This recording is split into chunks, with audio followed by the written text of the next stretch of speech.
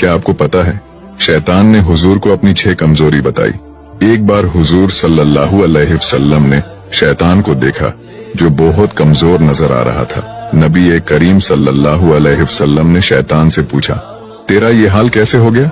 शैतान ने कहा, ऐ अल्लाह के रसूल, आपके उम्मत के 6 कामों से मैं परेशान हूँ। मुझे उन 6 कामों के देखने की ताकत नहीं है और ये मुझसे देखा नहीं जाता है। पहला, जब ये एक दूसरे से मिलते हैं तो सलाम करते हैं। दूसरा, मुलाकात के बाद ये लोग मुसाफा करते हैं। तीसरा, हर काम का इरादा करने से पहले इंशाअल्लाह कहते हैं। चौथा, जब इनसे कोई गुनाह हो जाता है तो फौरन तौबा कर लेते हैं। पांचवा, ये आपका नाम सुनते ही दरूद पाक पढ़ने लगते हैं। छठा, हर काम को शुरू करने से पहले बिस्मिल्लाह पढ़ते हैं। अब ये 6 शैतान की कमजोरियां आप दूसरों तक जरूर भेजें ताकि हर एक मुसलमान ये काम ज्यादा से ज्यादा